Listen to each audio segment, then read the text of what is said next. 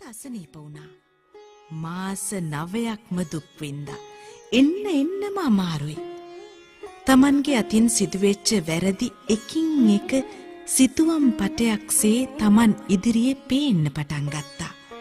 මිතරම්ම විනාශකාරී විදිහට බුදුරජාණන් වහන්සේට විරුද්ධව කටයුතු කරද්දී උන්වහන්සේ ඒ කිසිවකට විරුද්ධව කිසිවක් නොකළ අයුරු මතක් වුණා. දේවදත්තට බුදුරජාණන් වහන්සේ දැකීමේ ආශාවක් උපන්නා. අනේ මාව කොහොම හරි බුදුරජාණන් වහන්සේව දකින්න එක්කගෙන යන්න.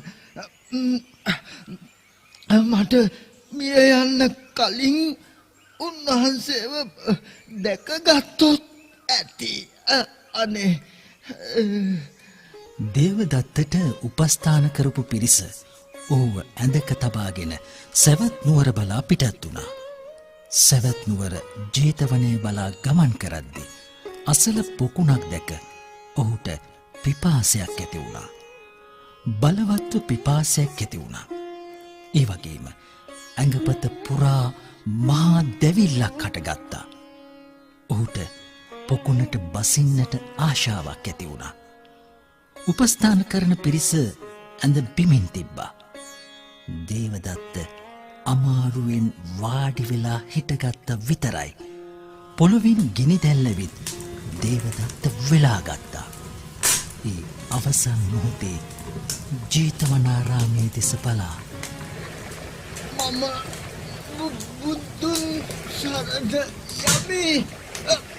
මම බුදුන්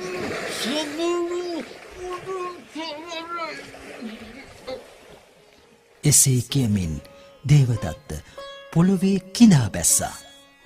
මේ සිදුවීම බුදුරජාණන් වහන්සේට සැලවීමෙන් පසු මෙම ගාථාව වදාලා.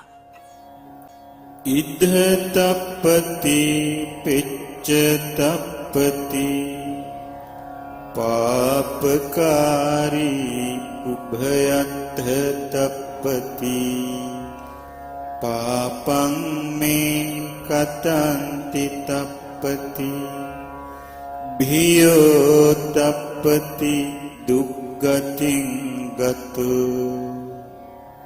පසුතෙවී ඔහු මෙලොවද පසුතෙවී පරලොවදිද